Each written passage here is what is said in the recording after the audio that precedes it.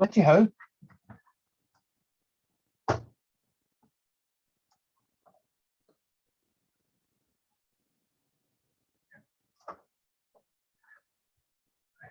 So, rubbing your hands together. Oh, wonderful. Just this. Oh, that's better.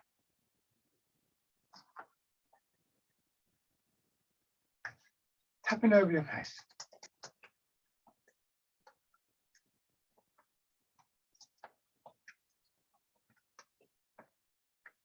Over your head and neck.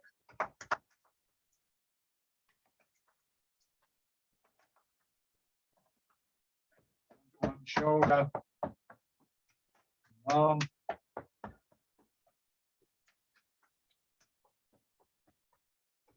Side.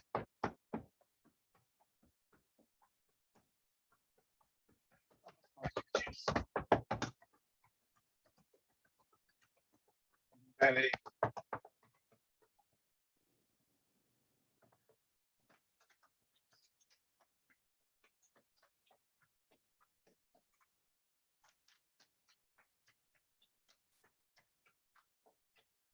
Worth remembering these little tapping exercises, as we had a chilly morning this morning. And as I've said before, you know, they're adaptable. Do them seated, standing, do them laying down. So if you find that you sort of struggle a little bit with, you know, on chilly mornings, some people do. So it can be a time when people feel a bit unstable or whatever. Just laying in bed, doing that tapping in any order, just what, you know, whatever orders convenient, can be a good sort of little boost to help you sort of out of bed and getting your tea and so on and so forth. Now, sit back and just feel the support from the back of the chair, from the seat of the chair. Allow yourself to settle into that, which can be quite a tricky process. There's always it feels like there's always this kind of hesitancy there. So, you know, just give yourself time for that quietening process, both body and mind. I sometimes use the image that it's like putting a jar of water on a table. You just leave it there, it'll slowly settle. And you can facilitate the process, but you can't really speed it up. It will always take a little while. So just taking that time out, notice your breathing, notice the changes in your body as you settle in.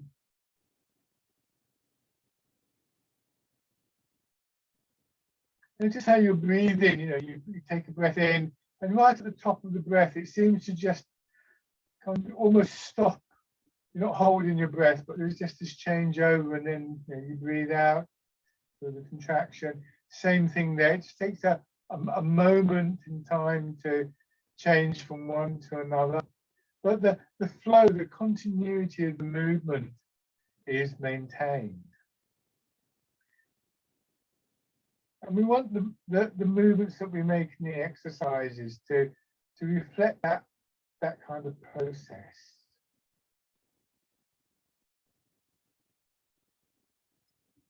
So bringing your feet in, slightly forwards. You may be able to just relate to your breath in this position, but it's not so easy to allow the breath to just find its own rhythm, its own flow when you're upright, because you may well have sort of like pulled your belly in or stiffed your shoulders, something like that. Try and get the feeling the front of your body hangs slightly, and because you're angling forward, sometimes that's a little bit easier seated. Feel the support from your legs as well as from hips, buttocks, lower back.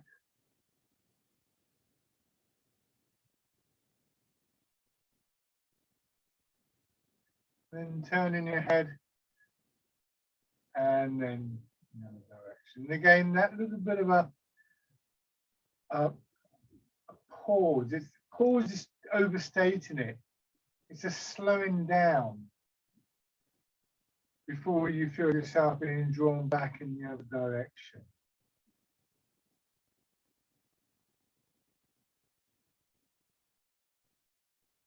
if you've ever been on a trampoline or a bouncy castle, you don't bounce straight up because it gives and it gives a little bit. And then there's this moment of waiting, and then you feel the push up. Now, in that moment, one of the things we can do is begin, excuse me, begin to focus our intent. So when I'm moving in one direction, I'm moving my head to the right. As the pause, there's a change in my intent. I'm now intending to move to the left, and so on and so forth. So it's not that nothing happens, just preparing yourself for the change. And then the shoulders, same thing from the bottom, you push up and then your elbows move. And then you feel your shoulders dropping and your elbows are just hanging there for a split second before they get drawn down. Push your hips down, feel the shoulders going up, the elbows following. Same thing with the opening and closing in the chest and your upper back. So we find this combination of quite dynamic movement interspersed with a real slowing down, a quietness, a stillness, changing direction. And just taking note of that, I wouldn't want to overemphasize it, but taking note of it just introduces this idea of the stillness underpinning the movement. We're not in a hurry.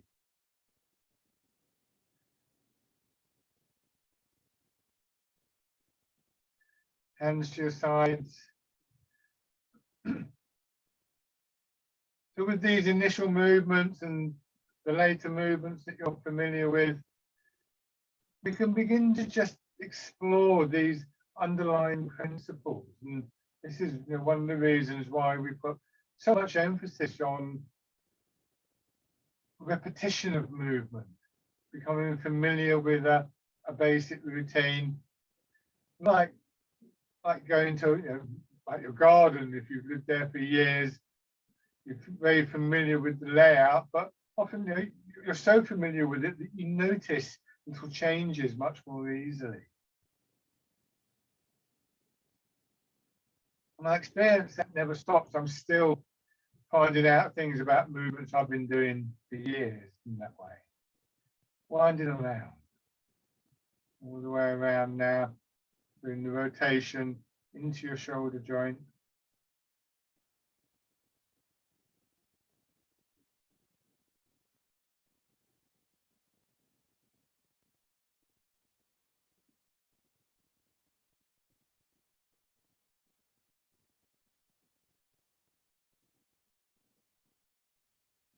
And then go back the other way.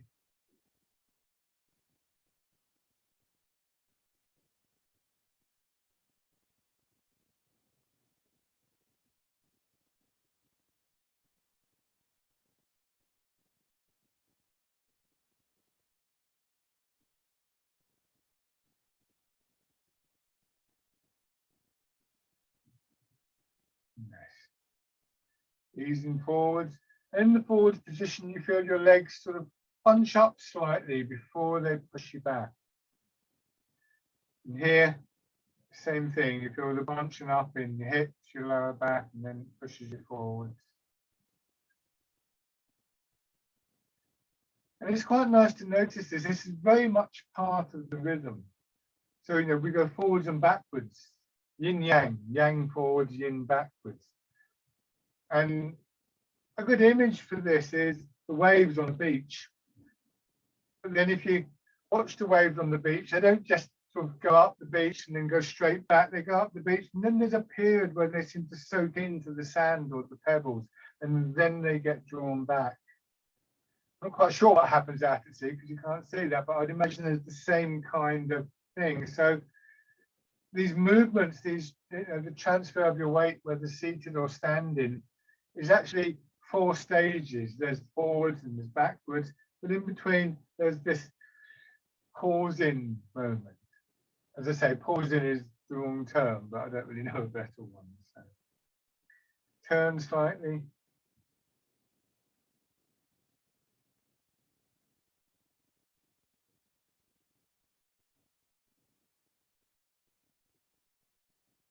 So those moments are an integral part of the movement. They're not an extra, they're not something that we tack on because we quite like the idea, but without them, the movement would fall apart.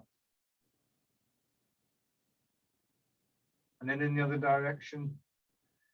And you'll notice it in different places and different movements. And maybe even at different times as well. But we, in terms of the old writers in Tai Chi, we seek the stillness within the movement. And then swinging around. And with this exercise for here, there's just that sense of gathering in here before we go off again. And it's worth just noting those because we often forget that. And especially in our daily lives, you know, it feels sometimes like those moments of pausing, of gathering in are a luxury. But actually what we see from the Tai Chi movements is that they're as important as the bits that are actually moving. Change direction. That they're interreliant, they're not separate from each other.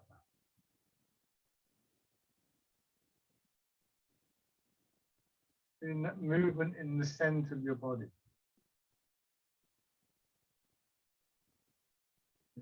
And then your feet. And again, remember I've talked about that moment of just pressing in. And you can do that at both ends of the step. It'll only be the ball of your foot here, but the same principle is applied.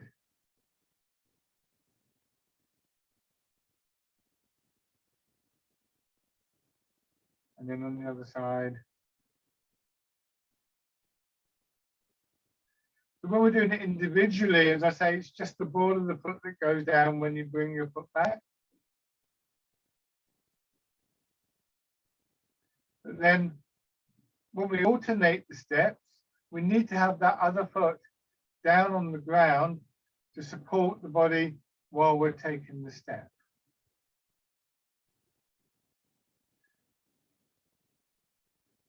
And you can either think of the pausing moment when you extend the leg as that foot pointing in, and or that preparation to push down with the supporting foot.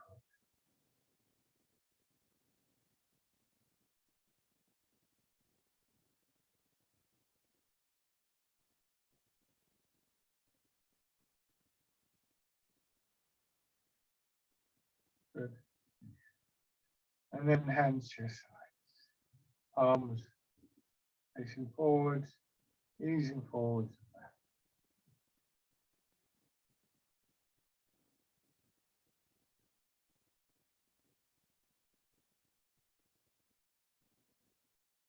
Quite often we're directed to the center of the body, between hips and waist, as being the center of the movement and being the still point. It's sometimes described as being like the hub of a wheel.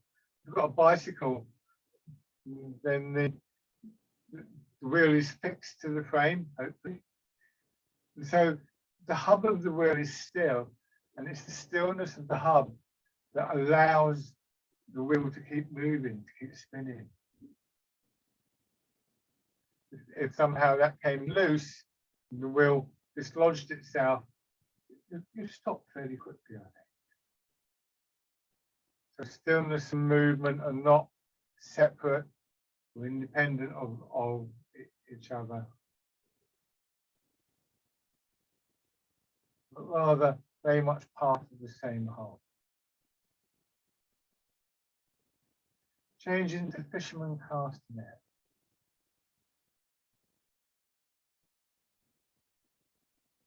And stillness is, at least in part, of the mind, resisting that urge to sort of rush ahead, to go a bit faster, to move a bit more, to go on to the next exercise, which is, when we train on our own, when we practice on our own, we'll very quickly find that you're doing one exercise, you're starting to think about the next one already.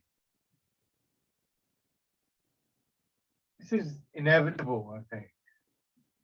But we just very gently counteract that. We pull back from that. We remind ourselves of that feeling of just settling into our feet, into our hips.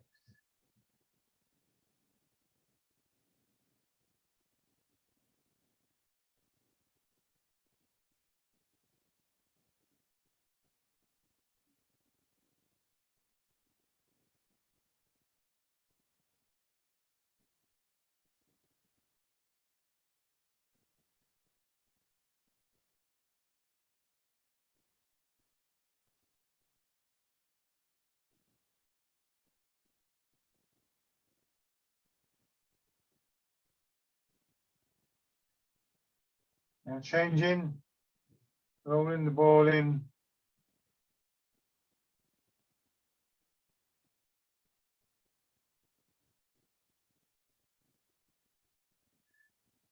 Push down through your feet, push down through your hips, and then hips sink down, shoulders drop, elbows follow your shoulders, hands and wrists follow your elbows.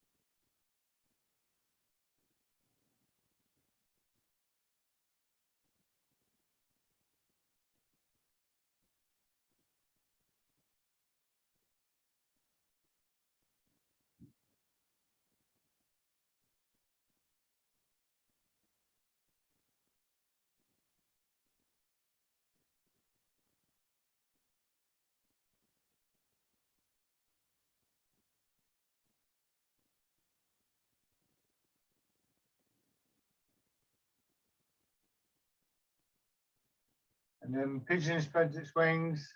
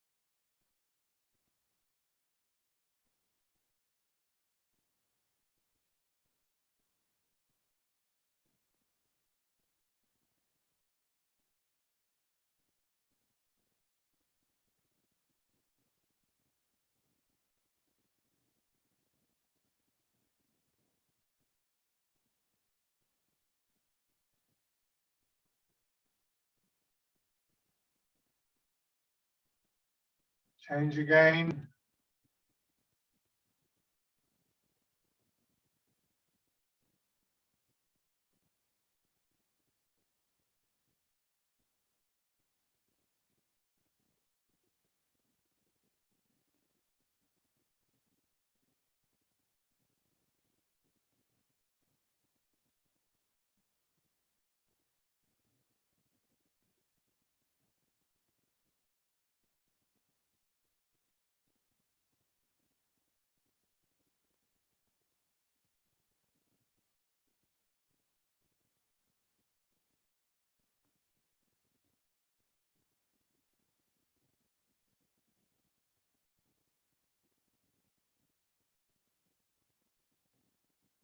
And then punch with both fists.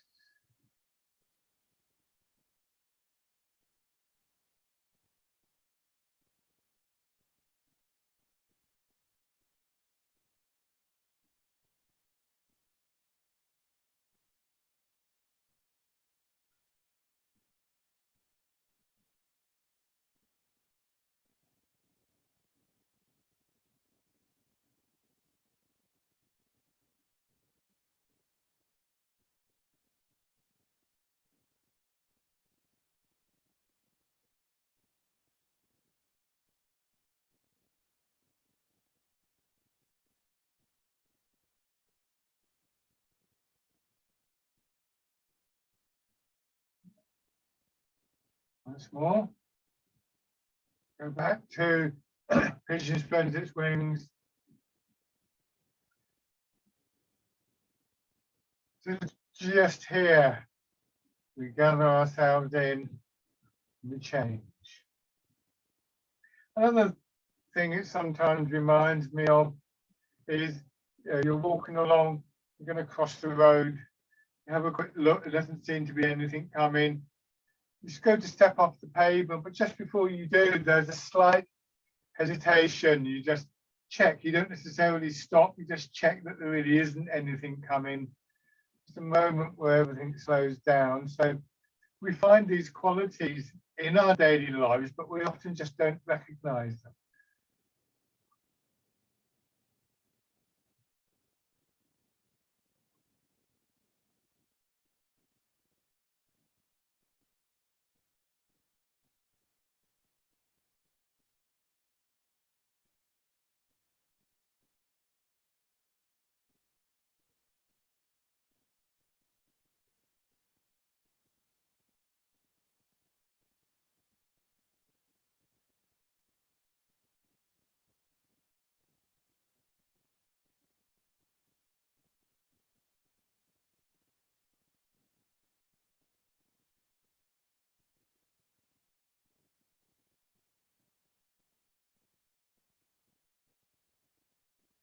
One more round.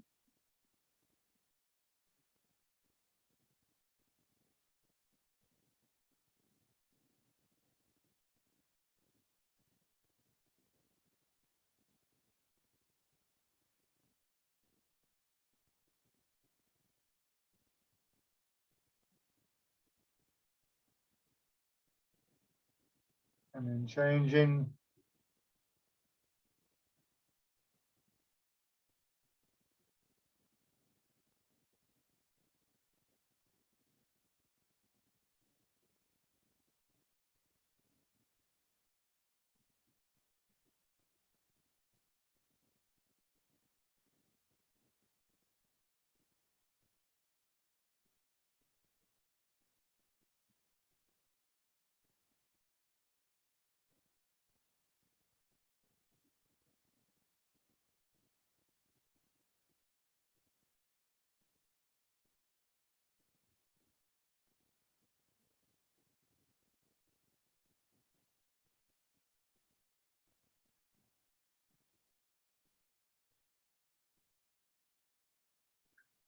Now polishing the table.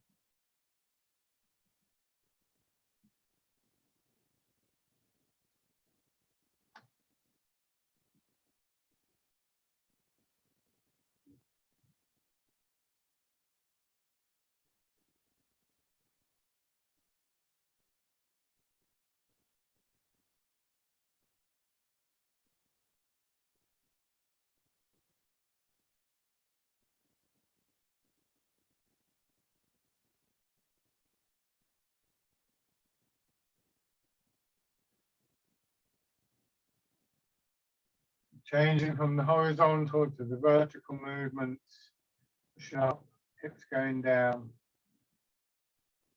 and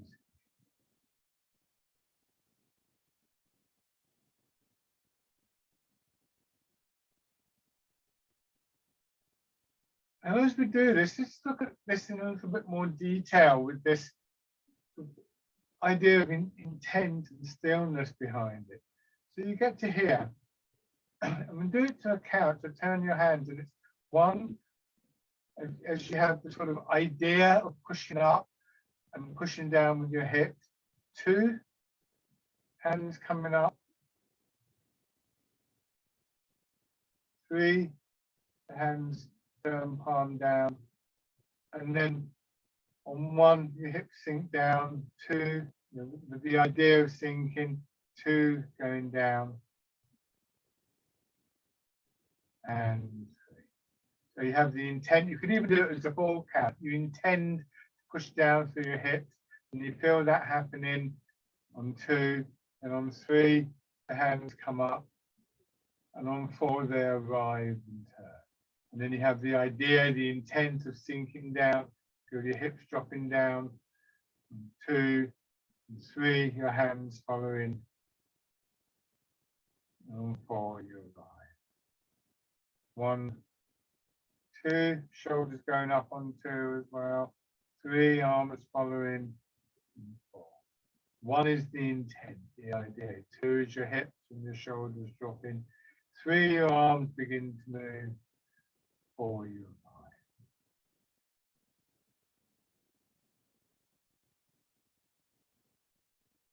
So you feel the movement within your body before your arms respond. Just a moment. I mean, again, by doing the counting in a way where overemphasizing them, but we just want it to become a natural part of the movement. After a while, you just let it flow again with that idea in the back of your mind.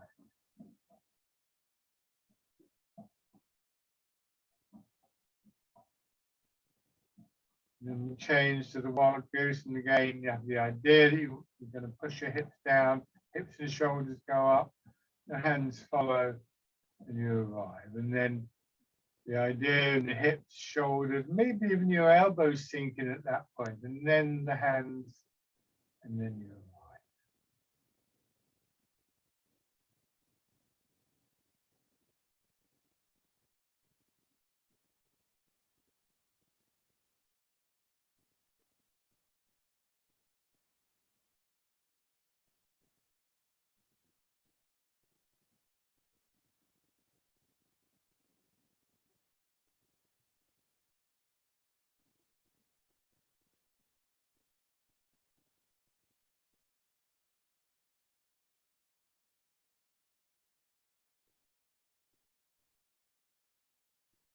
And then parting the clouds.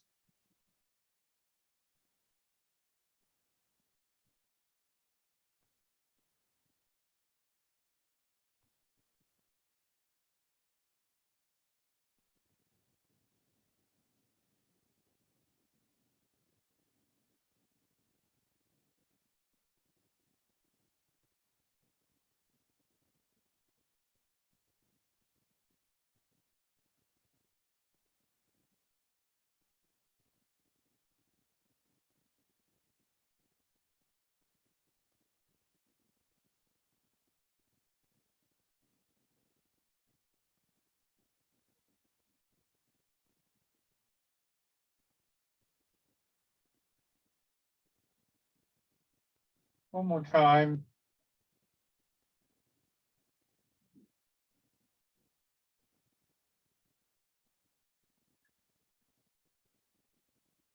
Dragon plucks the stars in the sky. We feel that moment of stillness again with the intent, and then the hip pushing down. Here is when the hand wraps around and pull down. And then once again, in the shift of our attention from one side of the body to another. So at first, when you really emphasize this, it breaks the flow a little bit, but that will soon come back.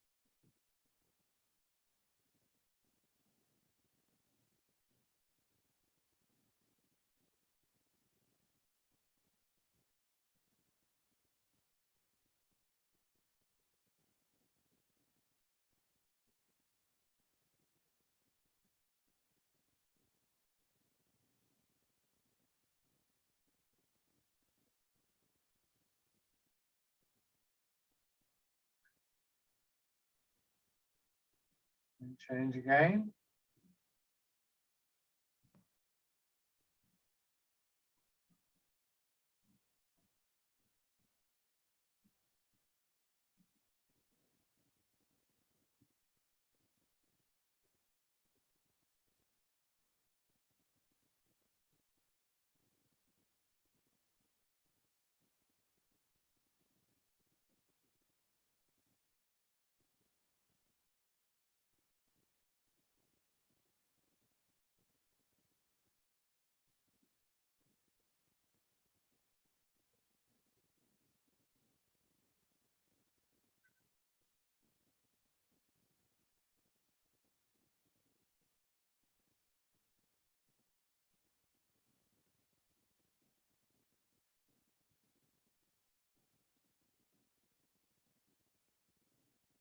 So I'm adding the turn and around that center part, that still point in the body.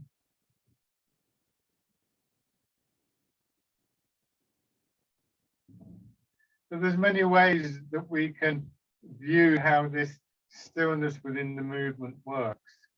And eventually, we want to get to a point where it's seamless. That we don't have to think, oh, move, pause, move, pause. So what I'm giving you now is just really to draw your attention to something that we don't necessarily see very easily, but which is inherent within the movement.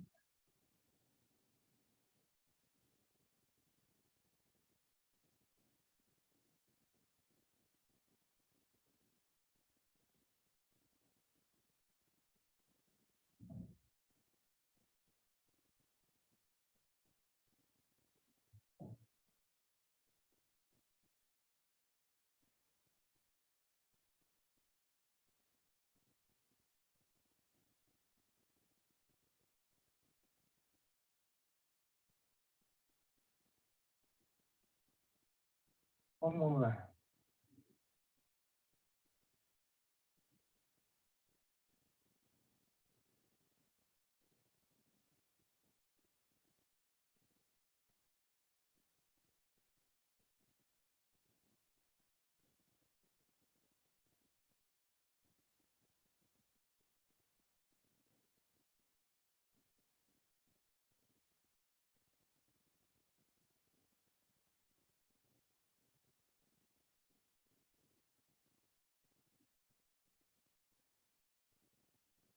Change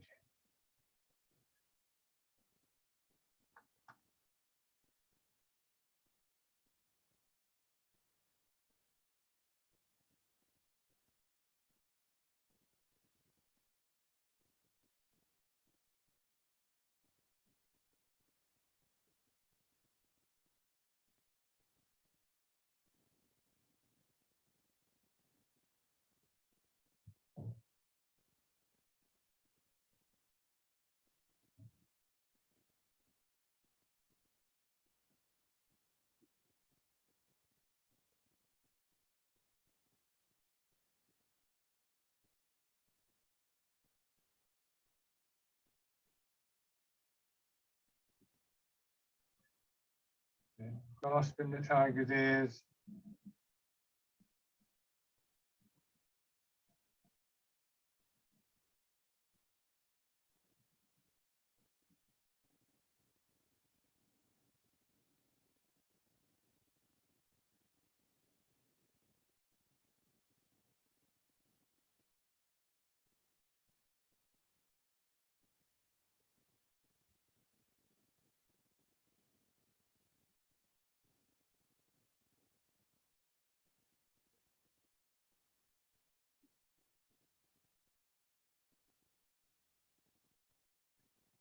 Switch sides.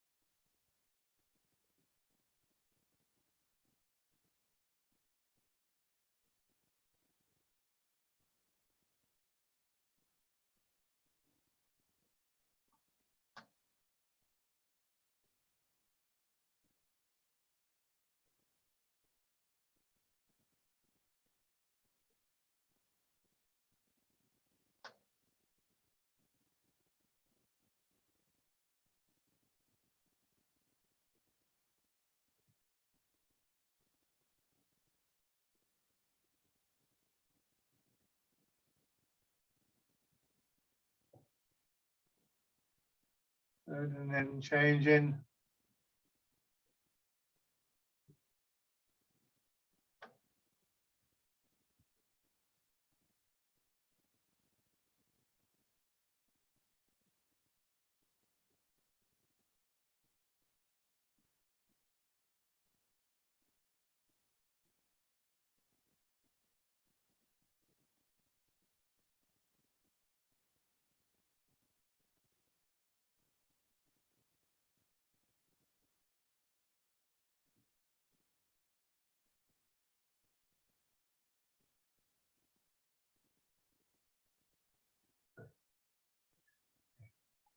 Going to bear play, but we'll start with this movement again.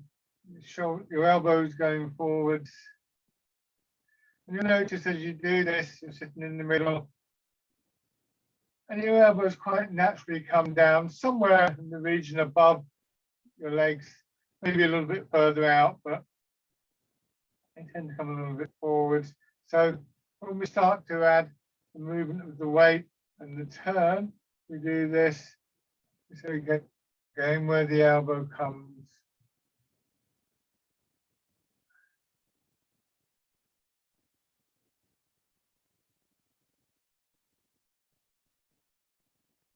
And then your hand just extends out slightly, palm pressing down.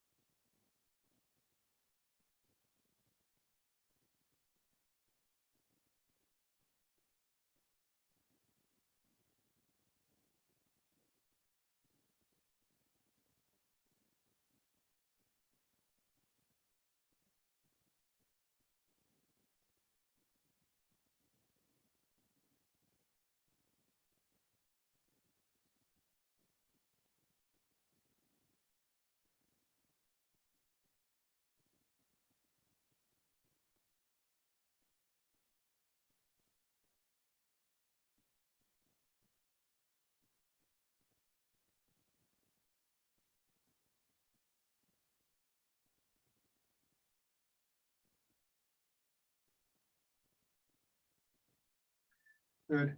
And then rest.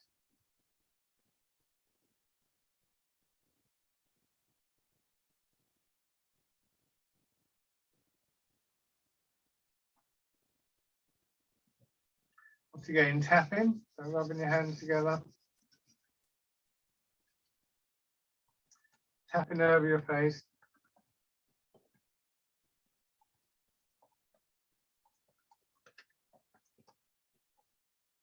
Over your head and neck.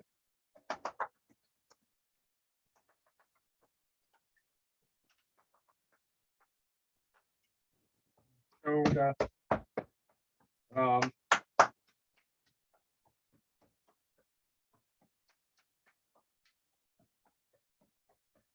The other side. Up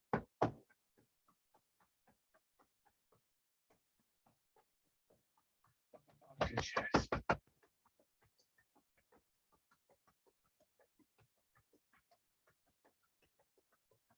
Belly.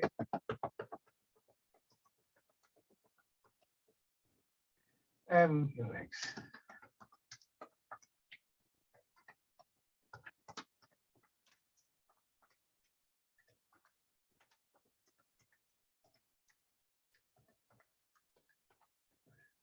Like that. Stand.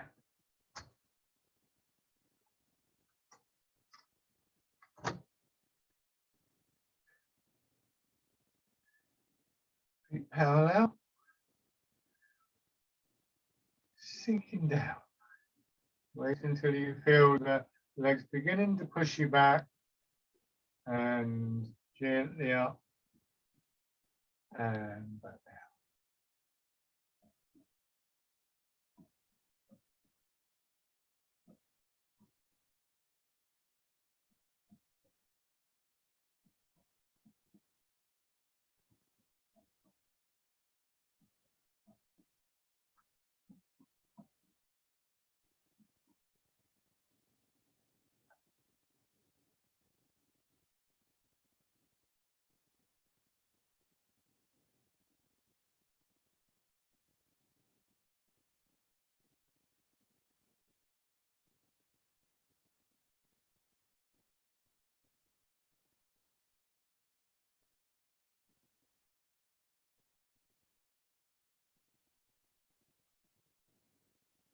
Change into the wild goose.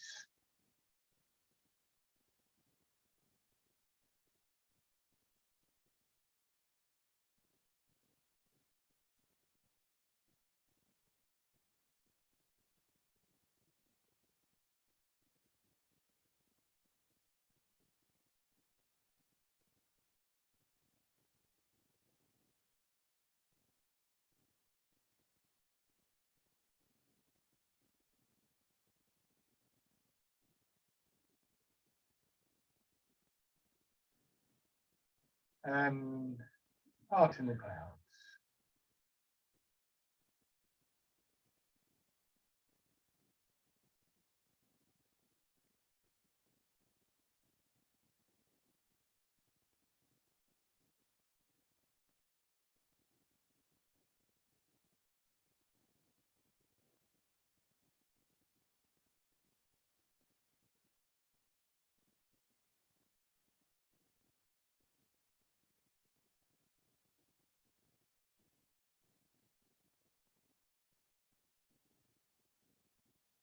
One more time.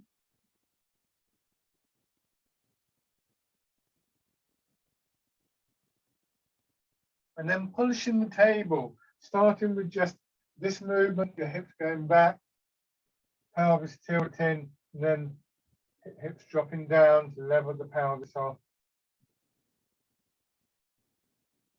This is more obvious, I think, when we're standing, but we can begin to feel these movements when we're seated as well. Hips go back and then move to the left and drop down, and then you turn back to the front. And then you go the other way.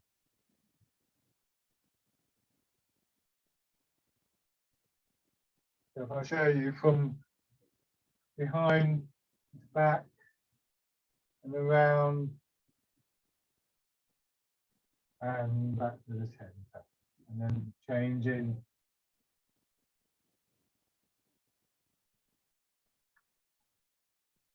Your hands following the movement.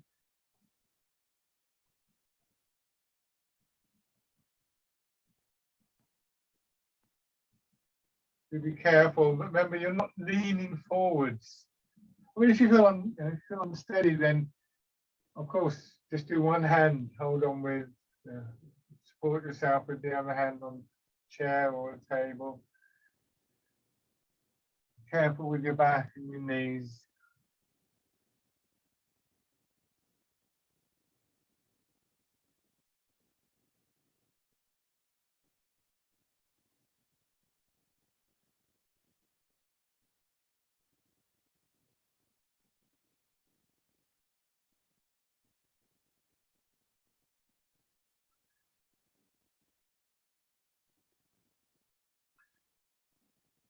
Do one more in each direction.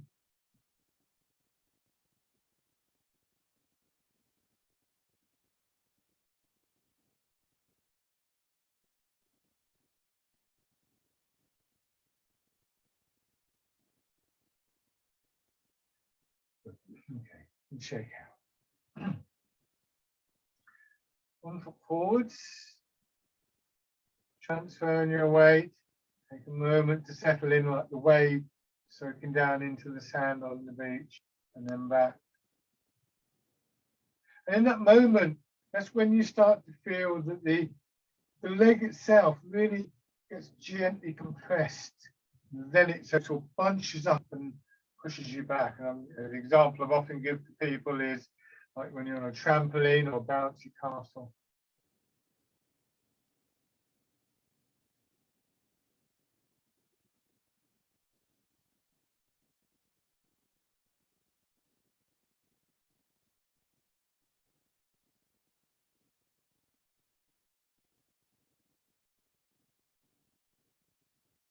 And raising your toes and your heel.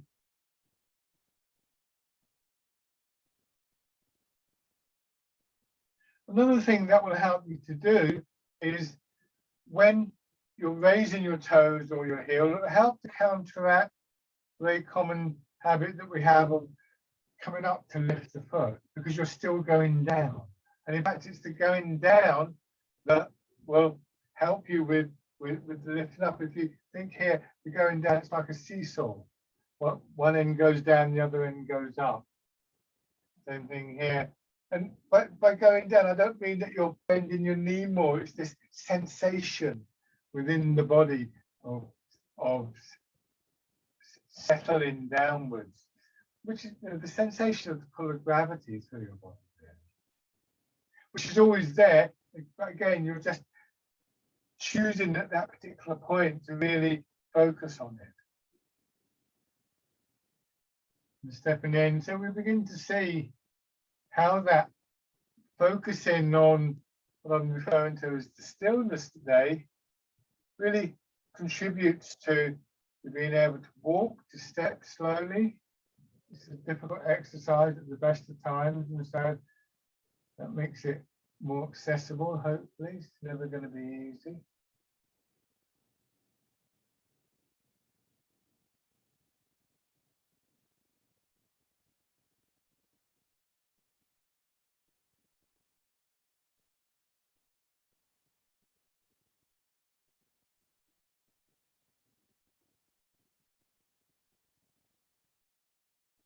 And then on the other side.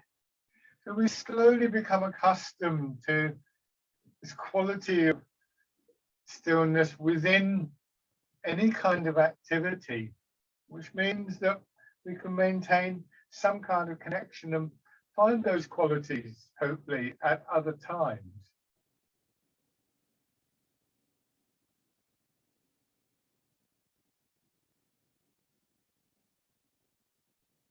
And in a, what is it? A very fast-moving world, this is a great boon, I think.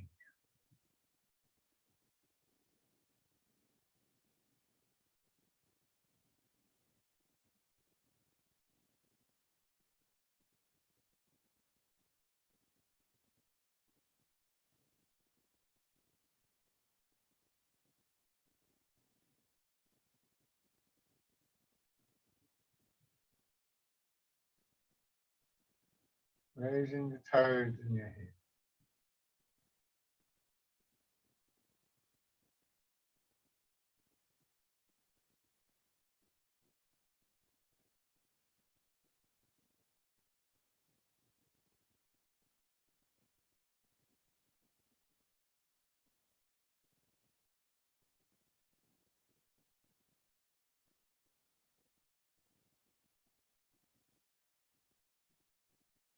And then stepping in.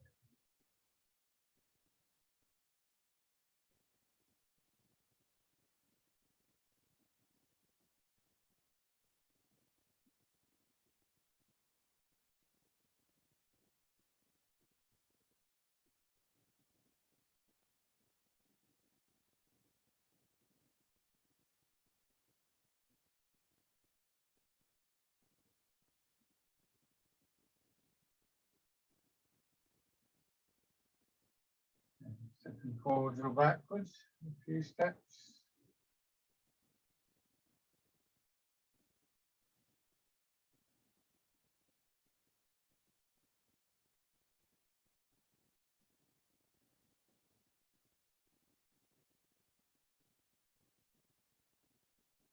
Change direction.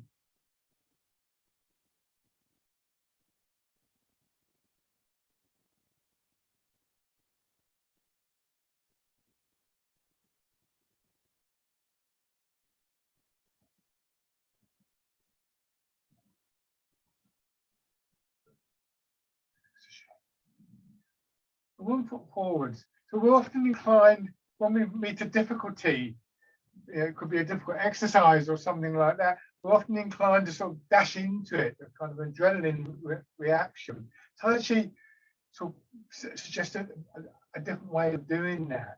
So, fisherman cast a net.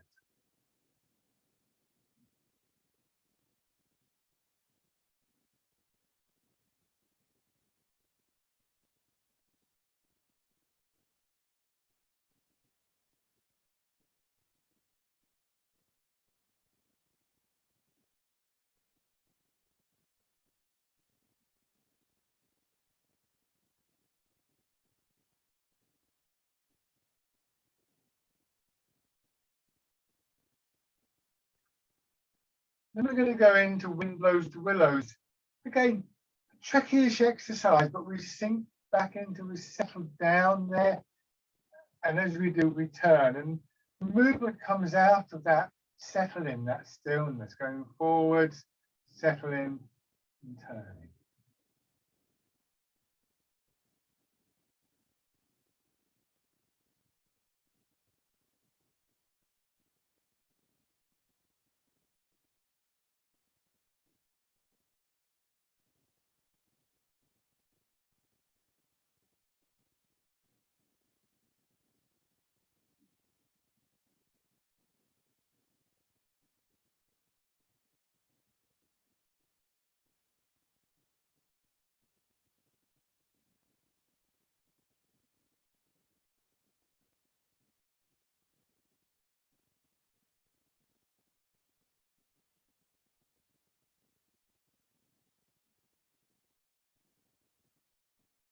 And then on the other side, first of all, fisherman cast a net.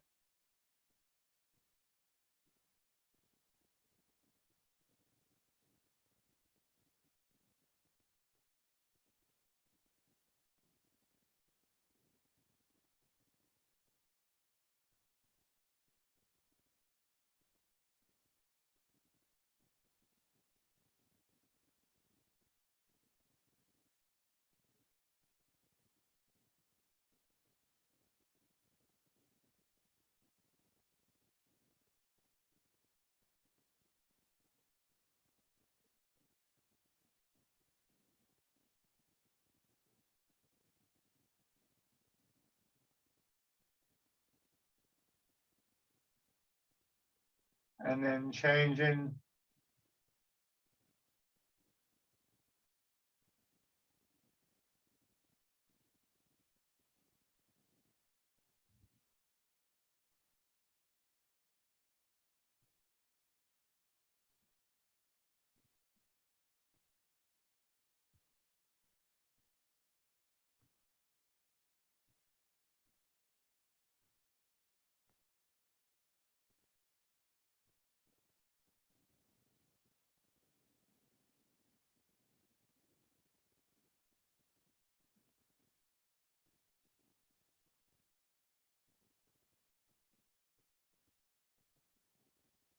Lovely.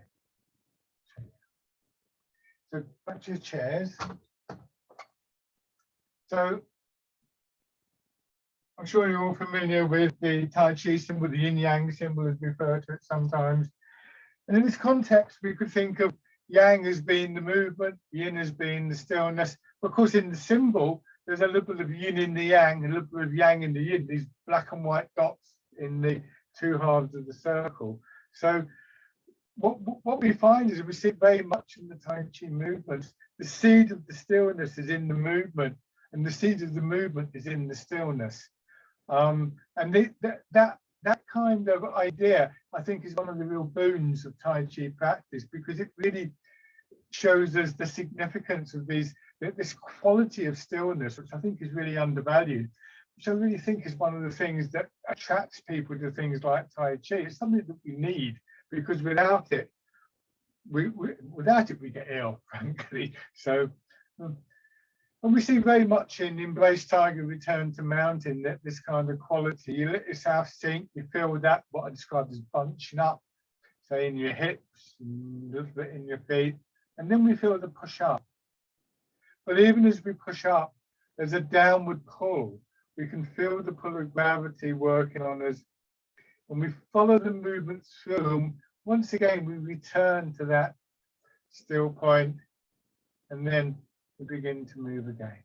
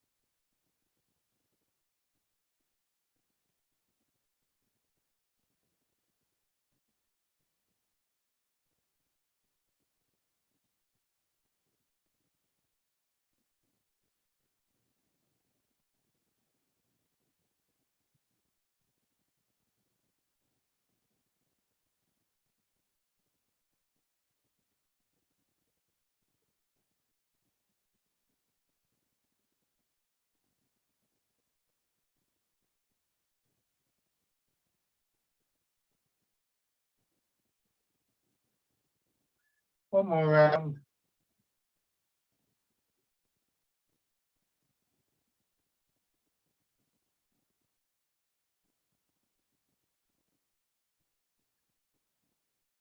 And rest.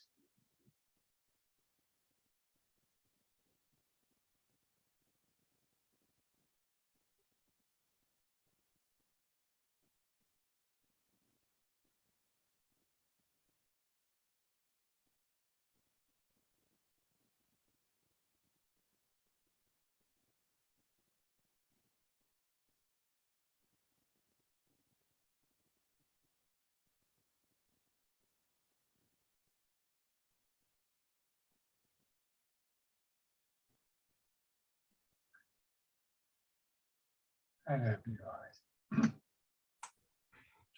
Lovely, thank you very much as always. So and let's put some sort of stillness into your day if you didn't have Yeah. something.